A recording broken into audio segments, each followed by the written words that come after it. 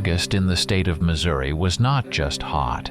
It was heavy, thick, and sticky like molasses left out in the sun. When a man breathed it in, he drew not clean air, but a finely ground mixture of dust, pine resin, and the metallic tang of earth that was wet somewhere deep down, even if the surface soil looked cracked and desiccated. In the sleepy seat of Pulaski County, Sheriff Clay Harper endured this August much like the 40 before it, in a routine, soporific grind. His office, adjacent to the old limestone courthouse, smelled reliably of stale, burnt coffee, institutional paper, and the faint, sweet scent of the cheap aftershave that served as mandatory issue for every local deputy since the early 1970s. Clay, a man in his late 40s with a solid build maintained more by manual labor than by time in a gym, was a devotee of order, of logic, and crucially of simple, common-sense explanations in his world. All problems had a police solution, or, at the very least, a natural one. A couple of drunks fighting near the river involved heat and cheap whiskey. A stolen American flag meant bored teenagers and stupidity. Coyotes were simply a fact of Missouri, eating anything that was not bolted down, and a lot of things that were. But over the past week, Clay felt the familiar, slightly rusty wheel of his reality grind and slip the track. The reports of missing livestock and domestic animals increased in number and shifted fundamentally in quality. At first, it was just chickens, then rabbits, then a few goats from the O'Connor place 5 miles south of the county center. Normally, when a coyote or a feral dog pack makes a kill, the result is a messy, fast meal. Stripped bones, maybe a few clumps of fur, and blood quickly soaked into the ground. The predator eats to sustain life. What Clay found was something else entirely. It was consumption without the grace of necessity. The first incident that truly chilled him happened on the border of the old, defunct lumber operation, where the remains of a German shepherd tethered to its kennel lay. Clay froze under the scorching morning sun, sweat tracking down his temples beneath his cap. The dog had not been torn along its body, as in a natural fight, but sliced across it with a precise, unnatural efficiency. An excessive amount of blood covered the ground, but most of it appeared to have been drained and scattered, not consumed. The bones were not gnawed clean. They had been snapped, separated by a clean, decisive impact. The creature engaged in violent biological dissection, severing the components to understand their mechanics. He spent nearly 2 hours hunched on his knees, taking measurements. He dismissed the possibility of a truly massive black bear. Knowing bears rarely strayed this far into the southeastern part of the county, and their method was always clumsier. He also rejected the idea of extraordinarily large, aggressive dogs. Even the most feral strays did not leave a scene this clinical, this unnecessarily brutal. It was not hunting. It was a demonstration of force that felt both crude in its messiness and sophisticated in its destructive efficiency. The next day, the alert came from the northern border of the national forest. A missing tourist tent. A family of 3 had hiked into the woods. They were located only by spotting the campsite from a low-flying helicopter. Clay drove to the spot, leaving his young deputy back on the paved road to secure the access. The air here was a few degrees cooler due to the thick canopy, but the oppressive weight of the horror eclipsed any physical comfort.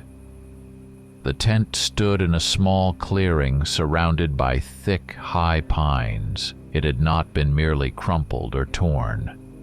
It had been sliced open with precise, vertical gashes, running from the peak to the ground line, as if by a gigantic razor-sharp instrument. A bear would have simply flattened and crushed the whole assembly. This was targeted, vertical, methodical destruction. Inside, the scene was chaos, shredded sleeping bags, packs scattered everywhere. But, and this was the most confounding part, there was almost no blood. Signs of a sudden, panicky struggle were evident. Deep indentations in the dirt, snapped branches. Yet the blood was just a few sparse, dry spatters on the nylon. The silence around the site was perfect, ringing. Not a sound carried to a hypothetical neighboring camp. Clay felt the hair on the back of his neck prickle, despite the 93 degrees Fahrenheit ambient temperature. He circled the perimeter, head down, scrutinizing the dusty, compressed soil for answers. He found them. The first set of tracks was enormous. They defied classification. He knew the parameters of a large black bear paw, usually 8 inches long. These were bigger, closer to 15 inches, but narrower. The heel impression was deeply, uniformly driven, as if the immense weight of the entire body channeled through that single point of impact. The toes were long, disproportionately thin phalanges, disturbingly human-like in their elongation, and terminated in a sharp, linear point. These tracks clearly demonstrated a vertical, two-legged posture and a colossal controlled mass. Then, about 10 yards away from the first set, he spotted the others, a massive quadrupedal lope. An impression in the damp clay that was far wider and deeper than any timber wolf he had ever encountered. The front paw print was broad, heavy, and the claws at the ends were thick and deeply embedded, tearing the soil. These led in the opposite direction from the first set, vanishing into the denser undergrowth. 2 different predators, 2 radically different lines of movement. Clay straightened up, feeling the physical strain tightening the muscles across his neck and temples.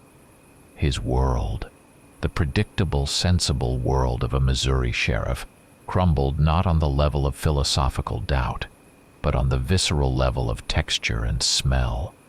He inhaled the heavy August air, and within it, that constant, unnerving odor persisted. Ozone, wet, dirty fur, and the thin, metallic savor he recognized from his days in uniform, pure, high-octane adrenaline. He could not reconcile the 2 pictures, the vertical, strangely humanoid creature with its precise stride, and the horizontal, brutal, chaotic beast. Rationalism died hard inside him. He refused to name the creatures. He mentally labeled the vertical creatures the Dogman. Clay made a decision that any sane sheriff considered professional suicide. He would not call the state patrol or the federal agencies. Not yet. He could not relay what he had seen in the dirt over a county radio.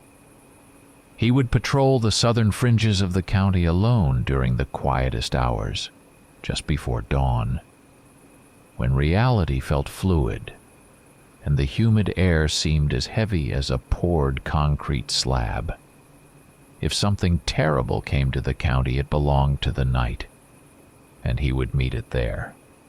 He walked back to his pickup, wiped the sweat from his neck, and settled his old cap firmly on his head. Before starting the engine, he rested his hand on the well-worn stock of the pump-action shotgun lying next to him on the seat. Clay Harper, peace officer of a quiet county, prepared for a solitary shift into the unknown. Clay Harper deliberately cut the engine of his old, bruised Ford pickup at precisely 2:45 a.m. This was the hour of deep night, when the moon, though beginning its slow westward arc, still held enough of the sky to cast shadows that were long, severe, and absolute black. The first night of his solitary patrol along the southern gravel roads was immediately defined by a smothering silence. He parked the truck on the shoulder where the limestone road transitioned into an old, deeply rutted logging track. The air was unnaturally still, saturated with night damp and the thick scent of decaying oak leaves. It was oppressively humid, the thermometer resting near 70 degrees Fahrenheit, but Clay felt a prickling coldness spreading across his skin.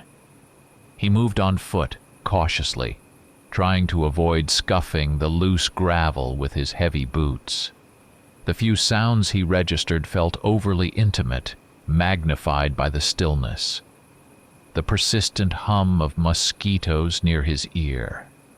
The faint crunch of his own weight shifting the small stones, and most disturbingly, the powerful, heavy rhythm of his own heart, which pounded loudly enough to be heard for a quarter of a mile. His target was the abandoned sawmill, the site where the vertical tracks began their signature trajectory.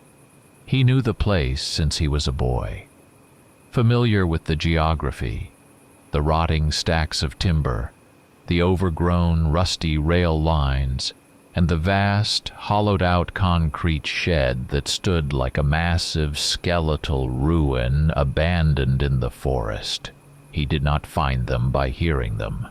He found them by the lack of sound. About 100 yards from the core of the sawmill complex, the world abruptly ceased to function normally. It was as if someone had thrown a cosmic circuit breaker. The incessant, high-pitched buzz of nocturnal insects vanished.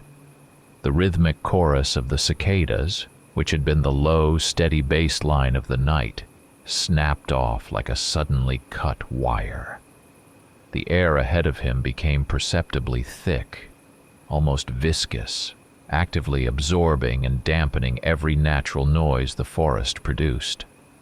This was a perfect, suffocating silence, which felt not like peace, but like a vast, mobilized, collective alertness. Clay froze beside the bulk of an ancient, moss-covered stump. His hand found the heavy flashlight. He hesitated, knowing that in this profound, unnatural stillness, even the sudden flare of light would feel like an act of aggressive confrontation. Finally, he pushed the button. The powerful beam of the flashlight sliced through the darkness. It first struck the rusted frame of an old log hoist, then the decaying remnants of a heavy industrial tarp, and finally it settled on the forms that already defied all familiar explanation. They were there. 4 creatures. Clay had to physically force his brain to accept their sheer scale and impossible shape. Their height was definitely well over 7 feet. He mentally checked this against the known height of the remaining lumber stacks they were passing. Their fur was the color of old, wet, pulverized charcoal, so dense and deeply pigmented that it actively absorbed the light from his flashlight beam. These were the Dogmen, the clumsy, inadequate label he had assigned them. A last-ditch effort to contain the reality within a recognizable frame. They moved with strict, absolute verticality. There was no hunching, none of the shuffling gait of a gorilla or bear trying to walk upright. Their shoulders were enormously broad and thick, their trapezius muscles defined like slabs, but their spines were held straight as reinforced steel pillars. Long, powerful, clawed arms dangled nearly to the height of their knees. Clay gripped the cold barrel of his shotgun. Fighting the urge to lean on the tree stump for support, he observed their discipline. The creatures walked at an absolutely uniform distance from one another. He quickly estimated the gap. Exactly 16 feet. Their gait was measured, utterly rhythmic. demonstrating astonishing control over their massive body mass. There was no haste, no nervous distracting movements, only a constant, systemic action. Their heads, wolf-like in profile, but with a flat, strangely smooth forehead and vestigial ears, continuously turned in short, efficient arcs, scanning the periphery. This was not the nervous twitch of a hunter. It was the systematic sweep of a sentry. The eyes. Clay focused his vision, trying to penetrate the deep shadows the eyes did not reflect light. They extinguished it, leaving two unsettlingly matte voids in the dark fur, like black holes on their faces. Even a brief, momentary glance gave Clay the physical sensation of profound, heavy pressure, as if he were submerged deep underwater. And the pressure compressed his eardrums and eyeballs. Clay rejected the rational justifications he formulated. Military prototypes, elaborate suits, or radical cultists using extreme body modification and training. As one of the creatures passed barely 50 feet away, turning its head slightly in his direction, Clay saw the shifting contours of the muscle, dense and rolling like liquid steel beneath the dark pelt. This was not fabric. This was a manifestation of primal, bestial power, contained and disciplined within that eerie, upright, quasi-human form. It was too intensely physiological, too organic, to be a mere masquerade. The dogmen continued their march. 4 silent geometric shadows, moving with mathematical precision. Their heavy, synchronized steps were barely audible on the dry, leaf-littered ground, a testament to their perfect physical coordination. Clay waited until the profound silence was finally punctured by the re-emergence of the cicadas, a sound that felt deafening after the void. Then, cautiously, he stepped out to examine the ground under the flashlight beam. The earth held perfectly uniform prints, deep, as if stamped by a heavy die press. The prints did not show any sign of slippage or haste. They were clean, precise indentations. They confirmed unbelievable mass and the iron-willed control of that mass. Clay lowered his hand and wiped the saliva from his chin. His body shook lightly, a fever of fear running through him. He understood that he had encountered not a random predator. He had encountered a highly trained, highly disciplined tactical unit.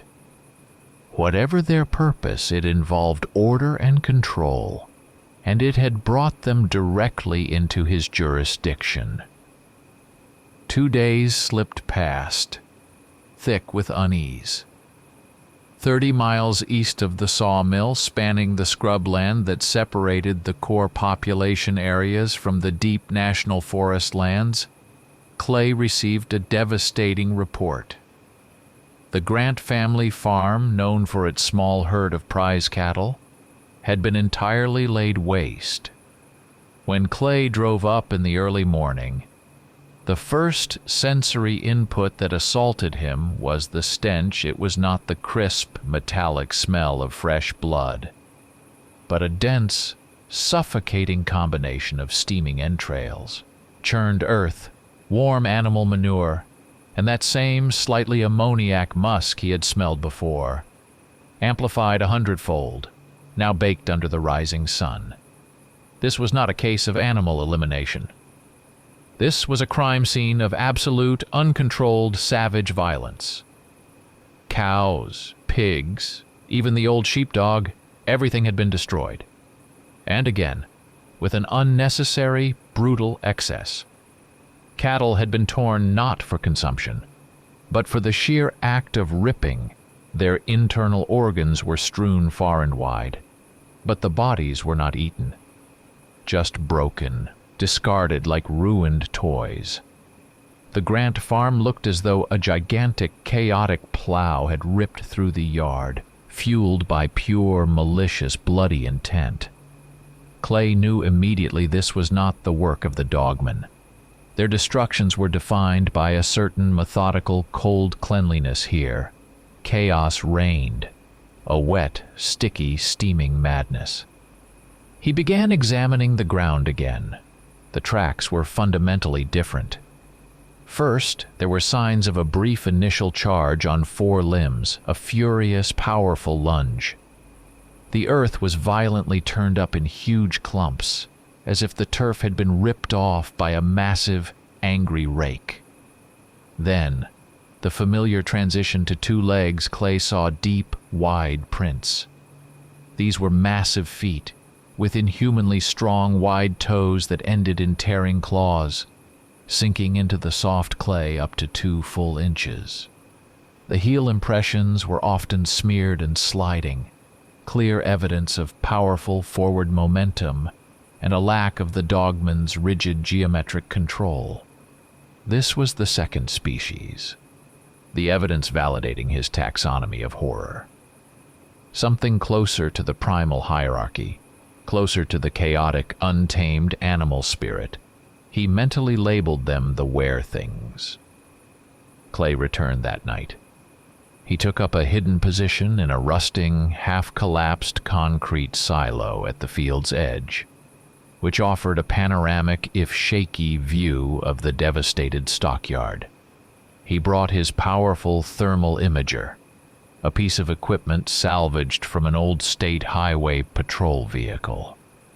The temperature had dropped to 68 degrees, and a cold dew was forming on the exterior metal of the silo at 1 a.m. He heard them approaching. The sound was not the disciplined vibration of a march. It was a heavy, wet, gurgling roar that vibrated in Clay's sternum and rattled the aging metal of the silo. This was a deep, territorial bellow, an assertion of absolute power. In the sparse light of the moon, he saw them. 7 creatures emerged from the tree line. They were visibly bulkier than the Dogmen, with far more massive, exaggeratedly hunched backs, and shorter, thicker limbs designed for explosive force rather than controlled movement. They moved not in formation, but in a tight, aggressive clump, their bodies appearing constantly strained, coiled, and ready to explode. Their fur was a filthy reddish-brown like dried, rusty blood, ragged and unkempt, creating the impression of ferocious, unchecked power. Their heads were wider, their muzzles thicker, and their canines were long, protruding tusks, set in perpetual snarls. They were not patrolling. They were seizing territory. Clay switched on the thermal imager, and their shapes flared into brilliant, blinding shades of orange and white. They radiated an astonishing, intense amount of heat. They clustered around the remains of a young hog they had apparently dragged from the nearby woods. Their behavior differed radically from the Dogman's. They tore at the carcass with a truly animalistic, uncontrolled frenzy. They snarled and bellowed constantly at each other. This was not cooperation. It was a vicious, continuous struggle for status, where every wrenching bite was an assertion of immediate dominance. The hierarchy was maintained through rapid, chaotic threats and lightning-fast, painful nips that failed to inflict serious injury due to the sheer thickness of their hides. Suddenly, the largest were-thing, a terrifying beast with a humped back that looked capable of shattering a brick wall, lifted its massive head. It did not look at the silo. It peered directly through the concrete and steel. The eyes. In stark contrast to the light-swallowing voids of the Dogman, the were-thing's eyes burned with a yellowish, hot light, filled with a pure, unfiltered, terrifying aggression. Clay froze, utterly unable to move. He knew the creature did not process his visual presence. It sensed his terror, reading it as a deep, low-frequency tremor emanating from his body. which was now clammy with cold fear and perspiration. He forced himself into utter stillness, even as his diaphragm cramped painfully. After 20 minutes, the were-things, having sated their immediate frenzy, disappeared back into the forest. Their departure was as noisy and chaotic as their arrival. They left behind only the gruesome stench and further evidence of deep, violently excavated earth. Clay retrieved his small, water-stained notebook. His hands were shaking violently, but he forced himself to write, anchoring his collapsing sanity in categorization. Dogman. The unit. Doctrine. Control. Patrol. Were-things. The pack. Fury. Chaos. Absolute territorial claim. 2 completely distinct species of apex horror, and both had arrived in his small, sleepy county. Both were demanding space. The only logical, terrifying question left was, what would happen when these 2 fundamentally opposed forms of power finally met in force? The tension of the next 48 hours was almost unbearable, a physical weight on Clay's shoulders. He drove the back roads relentlessly, relying on intuition and the faint residual scent traces to track both groups. They were moving steadily toward a single point. This was clearly not a chance encounter. The point of convergence, 10 Mile Creek. It was an old, overgrown boundary line, defined by a shallow, rocky stream bed and surrounded by dense thickets of black willow and large, moss-covered granite boulders. Clay took up his position on a high, eroded bank, about 150 yards from the stream bed, nestled behind a massive outcrop of limestone. He was as concealed as a man in the ubiquitous khaki of a sheriff could be. He harbored no illusions about his personal safety. He was a single, vulnerable observer in an arena where a clash of true titans was about to commence. The Dogman appeared first, emerging from the dense northern woods. They moved along the creek bank, maintaining their formation. A tight, triple wedge, narrow and sharp, clearly designed for rapid penetration and efficient maneuver. There were 5 of them. Their dark fur blended seamlessly into the deep night shadows. Even under the relatively bright, eerie orange light of the moon, they scanned the entire perimeter, but displayed neither fear nor the raw, overt aggression of the were-things. Only a cold, professional assessment of the landscape. This was not the main force, but a reconnaissance element, armed with doctrine and iron discipline. They halted at the edge of the water. The lead Dogman raised one of its long arms, the finger-like phalanges pointing directly toward the dense southern thicket. Clay tightened his grip on the binoculars. They were waiting. The were-things attacked first. It was not a tactical response.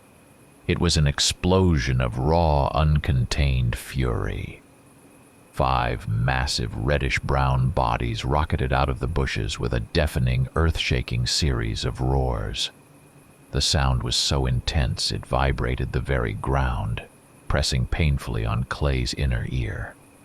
The dense smell of raw, hot meat and pure adrenaline, mixed with the damp, disturbed earth, hit Clay even at this distance. Sharp and nauseating, the Dogmen did not flinch, did not break formation. Their response was instant and perfectly synchronous. The 3 creatures forming the wedge's point absorbed the impact. They did not attempt to dodge or flee. They used their massive vertical bulk to meet the charge head-on, effectively canceling the were-thing's overwhelming momentum. Their powerful, sculpted shoulders and reinforced chests acted as living, dark shields. The 4th and 5th Dogmen immediately executed a flanking maneuver, moving with startling, coordinated speed despite their weight. They used their long, powerful claws to grab and latch onto the were-thing's thick hind legs, desperately disrupting their balance and bringing their immense weight crashing to the ground. The fight began in earnest. The sound of bone-on-bone impact was dry, shocking. The sound of heavy flesh tearing was wet and sickeningly profound. A sudden, piercing, agonized shriek burst from the throat of one of the were-things when a dogman successfully locked onto its primary joint. It was a scream full of blinding rage and pain, possessing a disturbing, half-formed human quality. The were-things relied entirely on pure, terrifying, unmitigated strength, attempting to smash and tear through the dogman's line using huge canines and reckless body weight. Mud instantly mixed with thick, viscous black blood, splashing the moss-covered granite and pooling rapidly in the stream bed. The dogman, however, used cold technique. Clay watched, transfixed, as one of them quickly dipped, avoiding a lethal upward swipe at its throat, and then, using its elongated arm, seized the were-thing by the shoulder blade, applying leverage. The creature was yanked sideways and crashed down hard. Immediately, 2 other dogmen piled onto it, working quickly to immobilize it. The engagement lasted no more than 90 seconds. It was a vicious, high-velocity exchange where every move was aimed at immediate elimination. Suddenly, the lead dogman, recognizable by his slightly greater height and the subtle difference in his build, let out a series of sharp, short, staccato, guttural sounds. It was a clear verbal command. The discipline was absolute. The dogmen instantly disengaged. They pushed back, retreating quickly and cleanly, refusing to allow the were-things any chance of pursuit, and vanished into the northern thicket, moving with the same geometric precision with which they had arrived.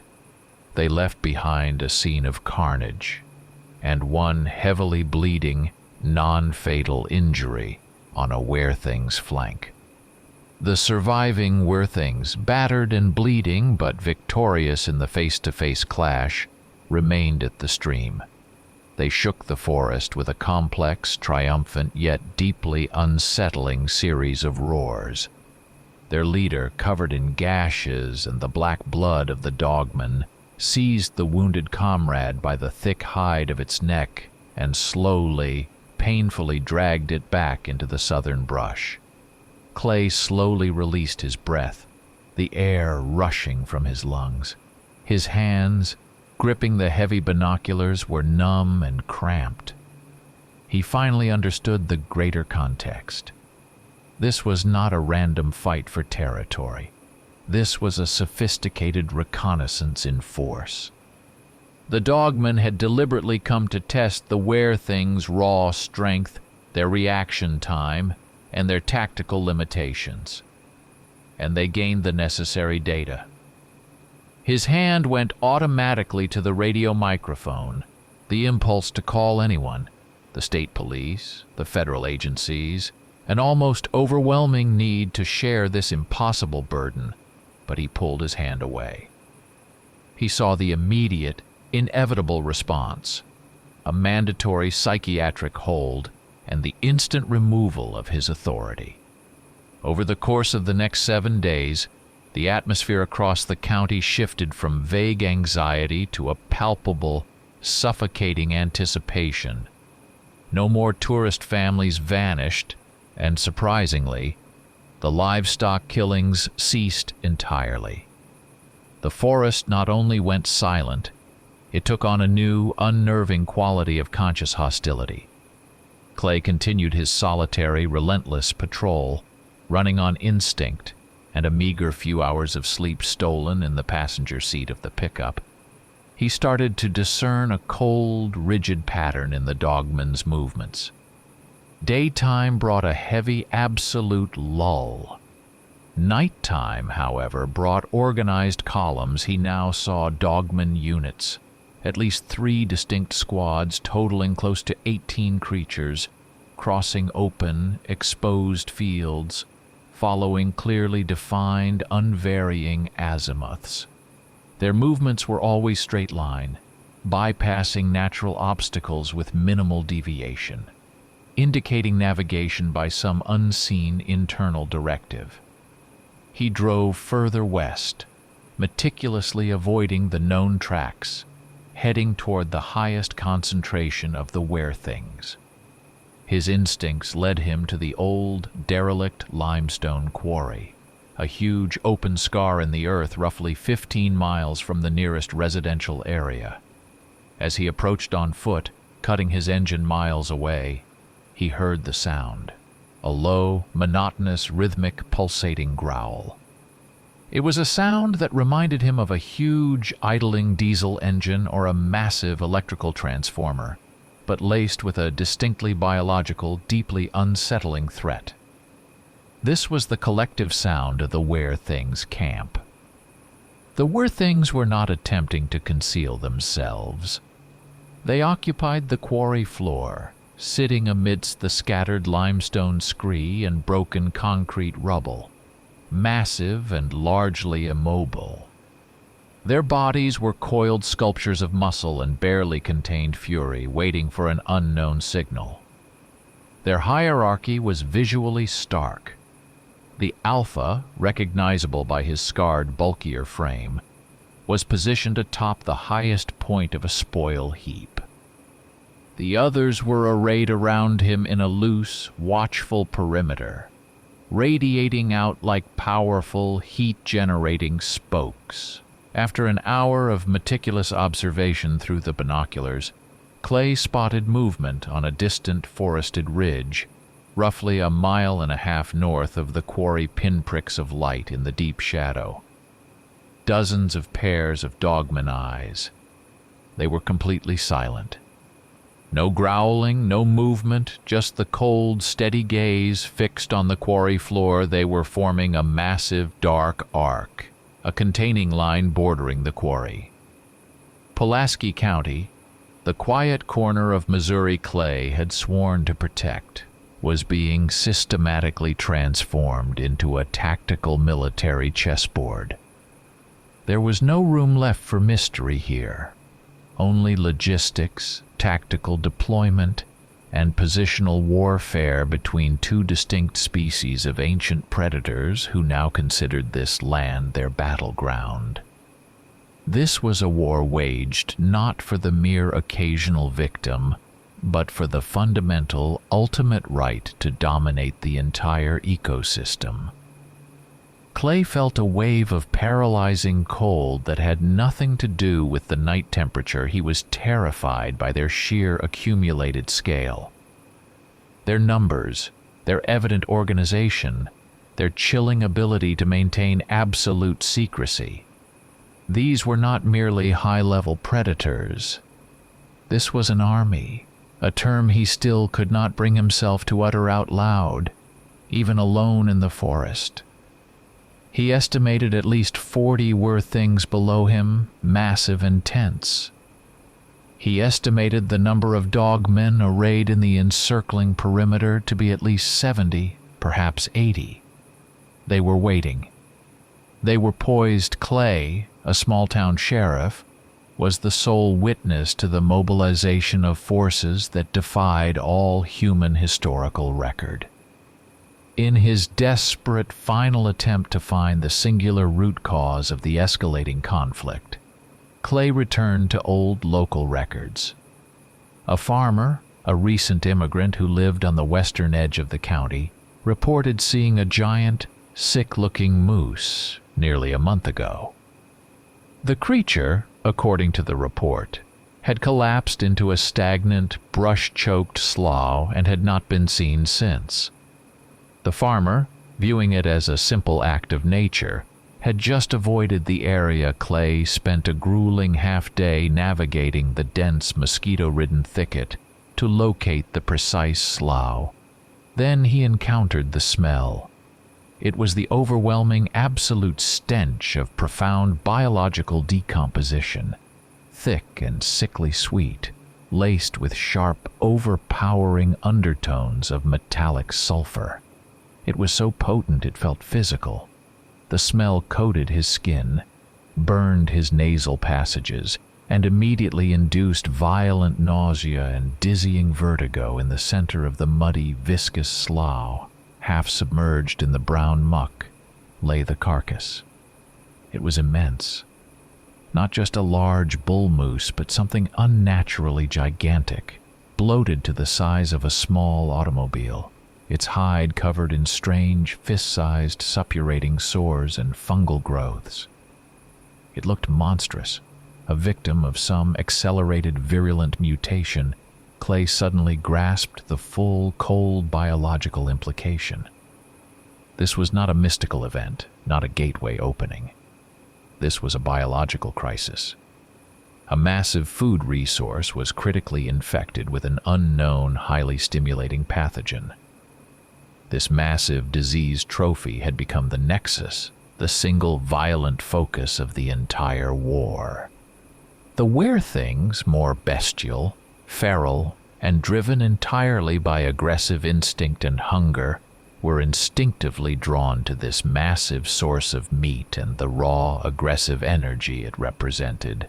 The Dogman, highly organized and prioritizing control and tactics, aimed to contain the contamination zone and systematically eliminate the were-things as a volatile, unpredictable competitor for territorial dominance.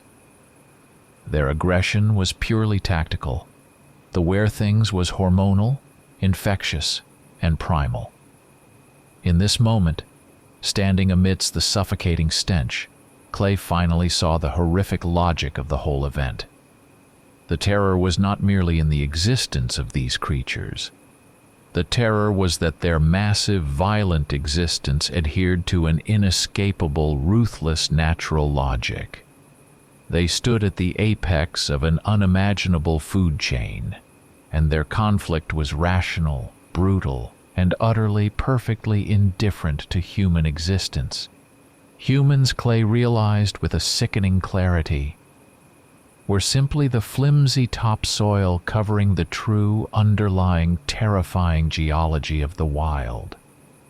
He retrieved his rugged digital camera and took a quick photograph of the enormous, bloated, glistening carcass. The camera flash briefly illuminated the sickly, green, shimmering liquid seeping from the ruptured, foul-smelling sores on the hide.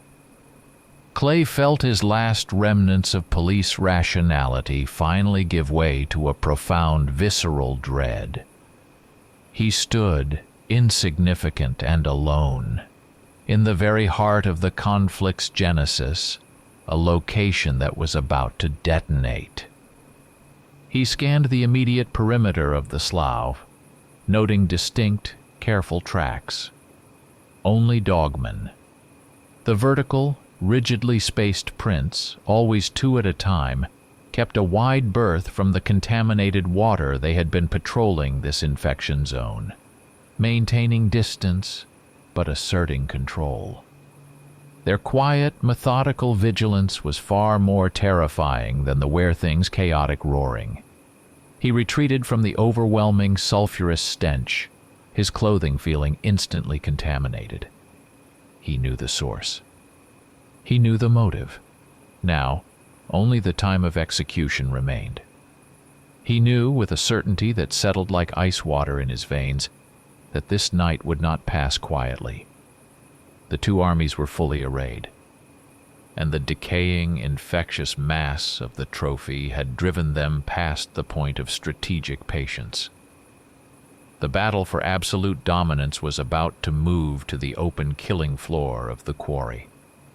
Evening descended upon Pulaski County. The atmospheric pressure dropped until the tension in the air was a physical, critical mass that weighed heavily on Clay's lungs. The slight, fitful wind that had stirred the pines earlier died completely, leaving a profound stillness. A massive, bloated, orange-hued moon rose, climbing the humid eastern sky, bathing the forest in a cold, unnatural light that felt less like illumination and more like a cruel spotlight focused on an inevitable tragedy. The prelude began with a deep, pervasive, low-frequency rumble from the north. It was not sound transmitted through the air alone. It was a powerful vibration traveling through the solid rock and earth. This was the advance of the Dogmen. They were moving in a dense, disciplined wall, their actual numbers far greater than Clay's earlier estimation. He assessed their total force to be approaching 100 creatures. Their movement was slow, methodically paced, and utterly deliberate. Clay felt the ground beneath his boots tremble faintly, a subtle but constant vibration caused by their combined, synchronized weight. They organized themselves into precise military formation. 10 distinct platoons, each composed of 10 creatures. Every single unit moved with chilling synchronicity, their individual heavy steps merging into a single profound metronome-like thump, the relentless heavy beat of a giant's heart. They made no attempt at concealment. This was a deliberate projection of overwhelming, controlled strength, a tactical maneuver designed entirely to intimidate and to establish their positional superiority before any close-quarters contact occurred. Approximately 30 minutes after the first vibrations began, the answer came from the south, a far more disorganized but no less powerful symphony of howls, guttural snarls, and deep-chested bellows, the Werethings. They were fewer in number. Clay estimated roughly 60 bodies, but their sheer mass was greater, and the sense of their uncontrolled volcanic fury was a palpable thing in the air. Their column moved in violent, uneven bursts, staggering at times, but executing the distance with astonishing speed. They carried their own heavy, distinct scent, a thick, oily ammoniac musk that felt toxic and aggressive. They rushed because they knew the Dogmen, the tacticians, had already seized the most strategically advantageous ground. Clay watched the convergence point, the vast, open, bowl-shaped sand quarry. It was the perfect killing ground. High, defensive berms for the Dogmen, and open, clear space for the Werething's high-momentum charge. Clay managed to climb inside the abandoned, rusting cab of a gigantic earth-moving excavator, half buried in the sand. Inside, the metal cab felt ridiculously frail, like a cheap tin can waiting to be crumpled by the slightest blow. He pulled his pump-action shotgun closer, the weight of the steel a minimal comfort. He observed the two formidable masses approaching the quarry from opposing ends. This transcended mere territorial conflict. This was the historical collision of two immense, ancient forces, about to decide who held ultimate continental dominance. The Dogmen represented cold, calculated, unwavering strategy. The Werethings represented raw, chaotic, uncompromising power. The Dogmen stopped exactly 1/4 mile from the quarry's eastern rim, holding their perfect dark formation. The Werethings slowed marginally as they reached the dense forest bordering the south side, their collective roars intensifying into an agonizing, unified challenge they communicated across the chasm of sand, a challenge issued and formally accepted. Clay checked the glowing dial of his watch. 1:17 a.m. The air was so intensely charged with latent energy that he tasted the metallic ozone he had witnessed the careful, terrifying preparation. Now he witnessed the absolute reckoning. His duty as a peace officer was meaningless. He was simply a frightened witness, trapped in a small steel box, waiting for the fabric of the known world to tear itself apart around him. He felt the profound, cold certainty that the immense violence about to unfold would eradicate every trace of the normal life he had once inhabited. The start of the battle was not a calculated move or a sounding of horns. It was a sudden, violent release of colossal, unbearable pressure. The Dogmen, demonstrating their tactical intelligence, immediately secured the high ground, occupying the summit of one of the quarry's highest limestone berms. They waited patiently, utilizing the elevation advantage. The were-things, their frenzy-building and unwilling to tolerate delay, attacked in a full, desperate frontal charge. They formed 3 chaotic, brutal wedges, thundering up the steep, loose slope. The sound of the initial catastrophic collision was like the simultaneous deafening collapse of thousands of tons of heavy stone dust, limestone powder, and sand, instantly exploded upward toward the unnatural moonlight. Forming a thick, sulphurous yellow-gray curtain within that blinding curtain, Clay glimpsed flashes of rapid movement, the black and red forms grappling, the ripping of thick fur, and screams that were alien to every known terrestrial creature.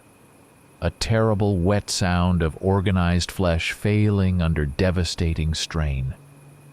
The Dogmen instantly employed their rigid holding tactic.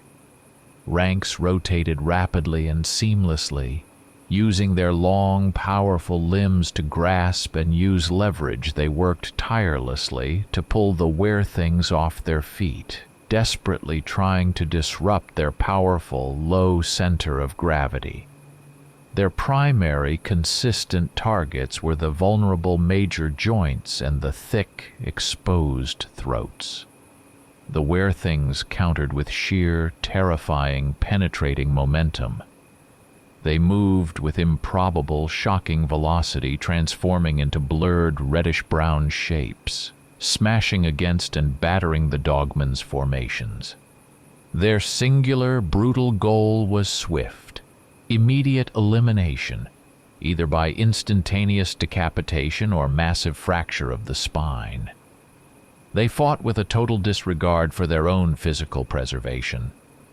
Clay watched agonizingly close through the grimy, cracked window of the excavator cab.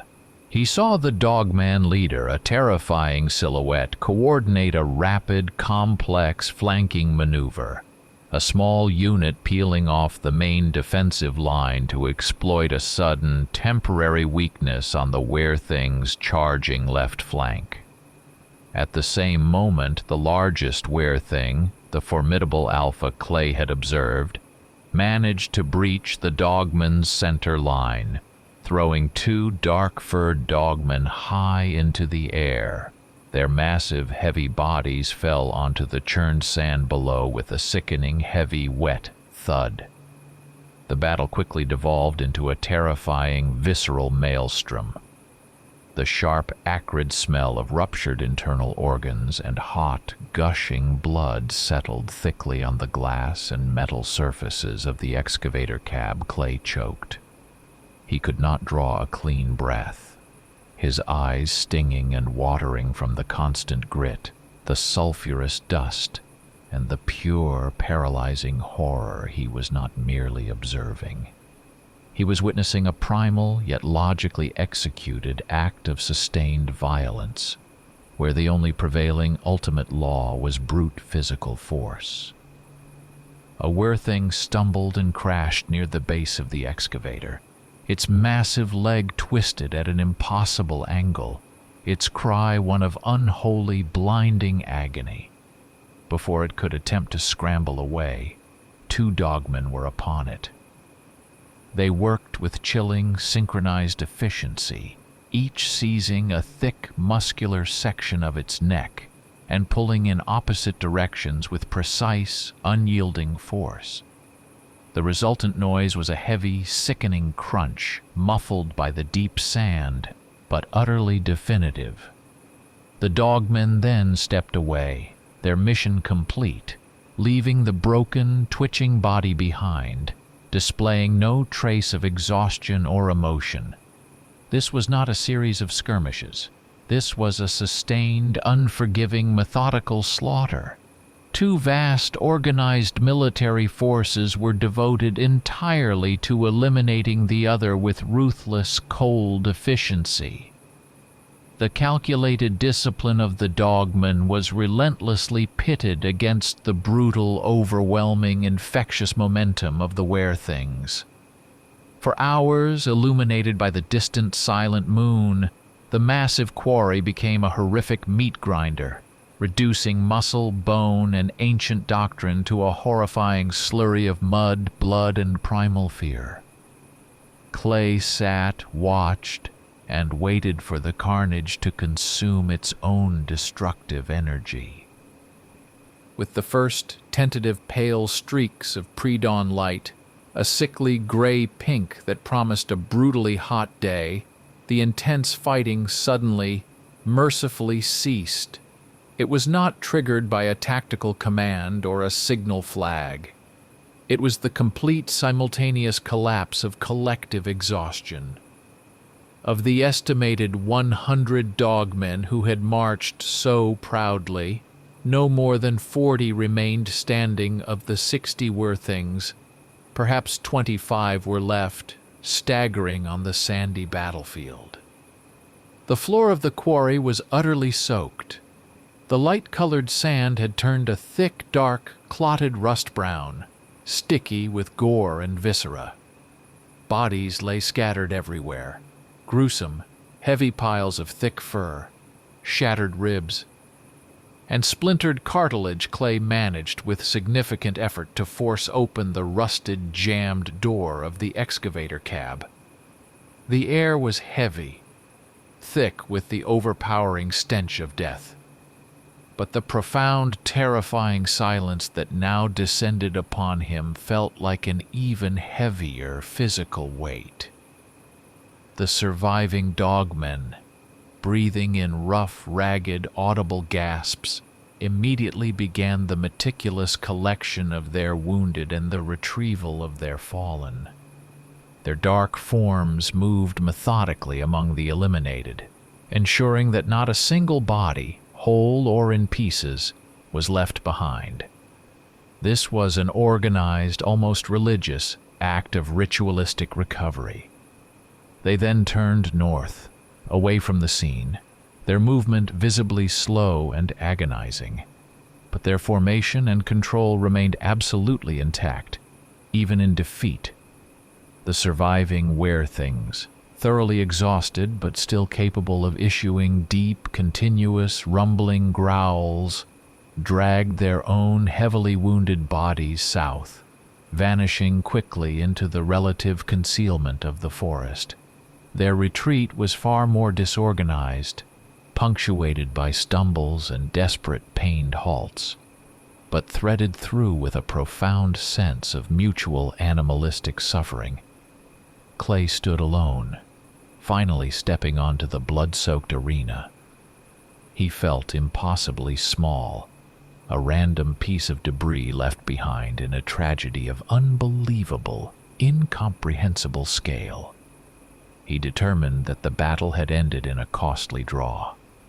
Neither side made any attempt at a victory celebration. The cold, inescapable realization arrived with the intensity of an electric shock. The war was definitively not over. The surviving forces were now roughly balanced. Both armies incurred catastrophic, unsustainable losses. Losses severe enough to make both sides understand that any further attempt at complete mutual annihilation would certainly lead to their own self-destruction. They tasted the extreme price of total victory and found it too bitter to continue. The Missouri wilderness had not declared a winner. It had instead been left with two deeply scarred yet highly resilient and implacable enemies who were now forced to seek a radically new modus vivendi.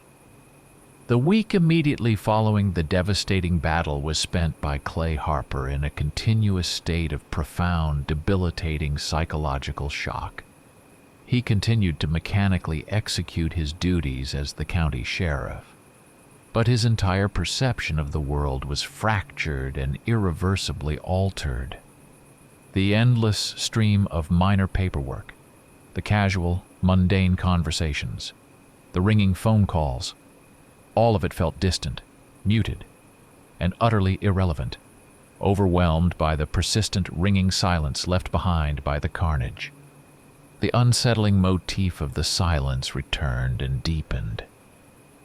The quiet of the surrounding forest no longer felt tranquil or natural. It felt acutely, consciously guarded. It was not the mere absence of ambient sound, but the deliberate cessation of all natural noise, as if nature itself had collectively held its breath, nervously anticipating the inevitable second act of the conflict. Clay found himself perpetually haunted by the phantom scent of metal and biological decay, a smell that persisted even when he was miles away from the quarry. He constantly saw the hunched, rigid silhouettes of the Dogman in the shadows that fell across his office walls, visualizing their cold, geometric steps, their perfect discipline. He made a required attempt to explain the escalating situation to the state authorities. He spoke vaguely of a massive coordinated assault by an unusually large group of feral rogue predators, carefully suggesting a possible extremist cult utilizing highly sophisticated camouflage and masking technology. But the words were hollow, and his own voice sounded false and weak. He knew the truth was far beyond that feeble lie. His wife, observant and increasingly worried, commented on his new, pervasive emotional distance, his chronic insomnia, and his terrifying night terrors, which were dominated by the heavy, humid sound of bone-crushing impact and the visceral noise of tearing, struggling flesh. He offered her no explanation. He could not possibly explain that he had witnessed a massive, organized war between beings that, by all known human laws of biology, did not exist. Clay understood with a chilling clarity that the war had irrevocably changed not only his mind, but the territory itself.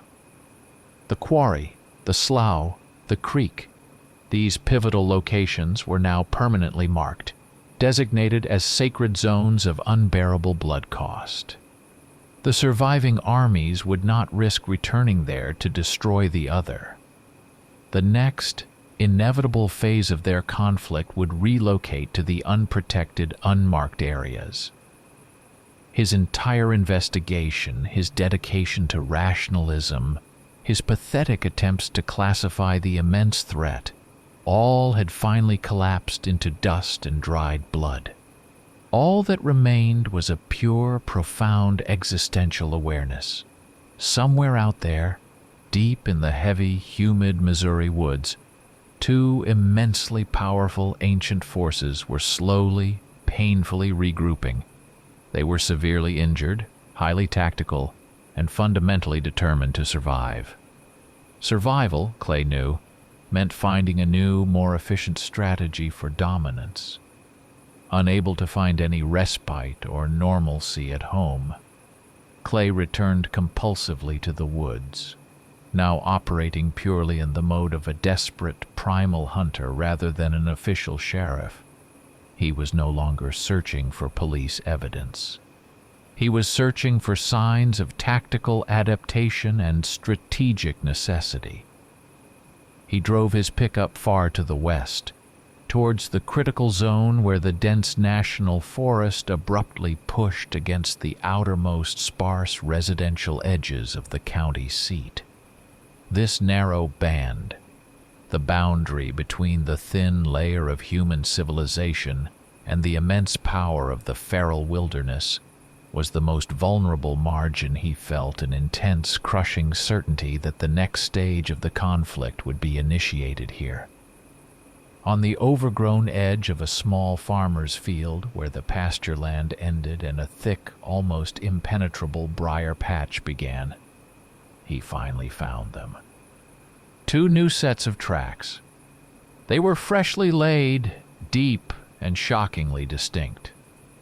The creatures had passed no more than 30 minutes before the first track was the signature, rigid impression of the Dogman.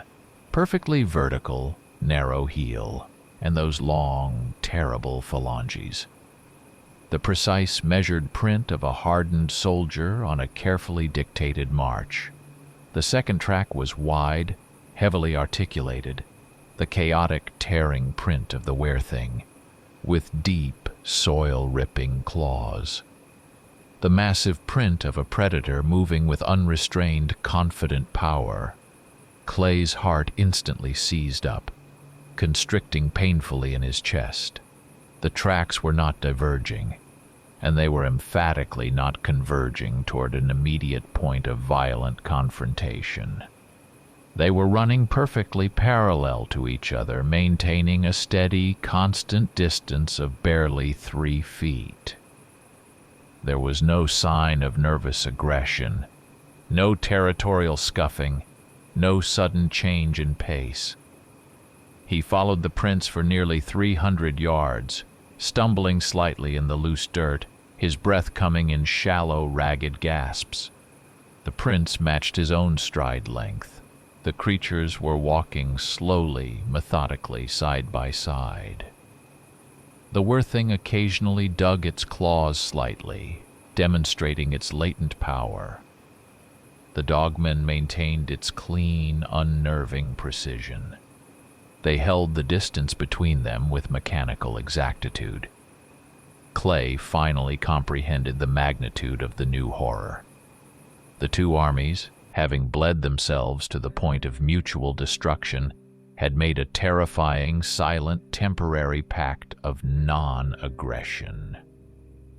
They entered into a highly pragmatic, calculated truce, aimed at expanding their shared hunting territory at the expense of an easier target they had begun to operate together. The fusion of their 2 specialties was devastatingly effective. The Dogman provided the cold, strategic coordination, the silence, the reconnaissance, and the tactical superiority necessary to breach human defenses. The were-things provided the overwhelming, brutal frontal assault, and the sheer, feral, terror-inducing power necessary for complete elimination. It was the perfect, nightmarish collaboration. Precision married to primal, unbounded savagery. Clay raised his binoculars, scanning the dense line where the tracks finally disappeared into the heavy undergrowth. He was overcome by the cold realization that the immediate danger was no longer the isolated rage of a single monster, but the combined intelligence and power of 2 immense organized forces.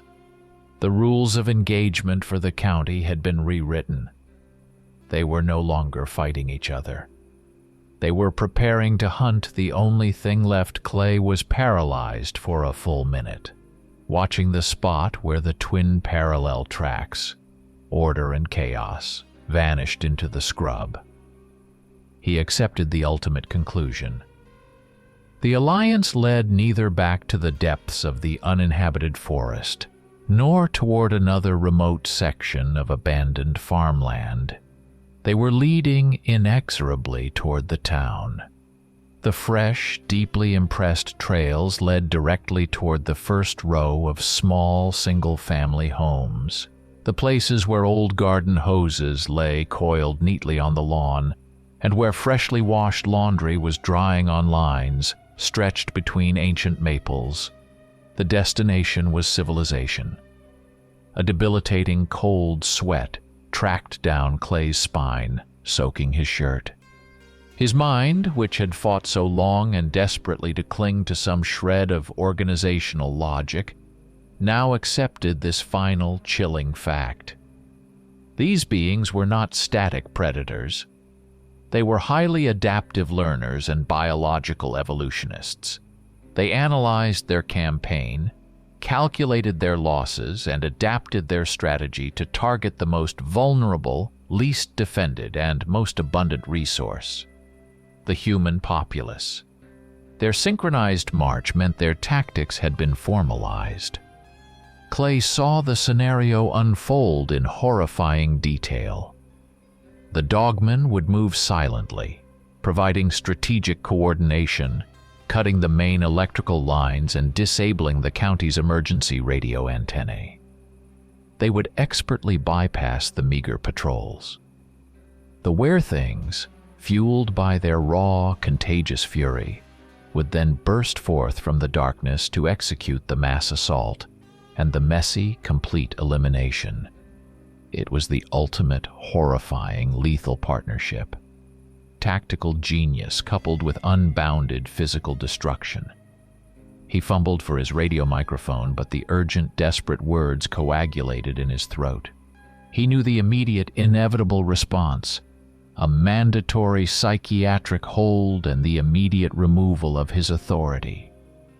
Clay wrenched the heavy steering wheel and spun the pickup around, showering the dry road with gravel. He mashed the accelerator to the floor. He was driving back to the county seat, racing against time, desperate to try and warn, to defend, to do something. But he knew with absolute sinking certainty that his single pump-action shotgun and his fading sheriff's badge were profoundly powerless against the unified, systematic approach of ancient horror fused with modern military strategy. He looked through the streaked windshield at the approaching cluster of quiet, unsuspecting houses, their windows dark in the final moments before dawn. He felt the phantom taste of sulfurous sand and hot blood on his tongue, and in his brain, a single cold, crushing thought landed with the force of a concrete hammer.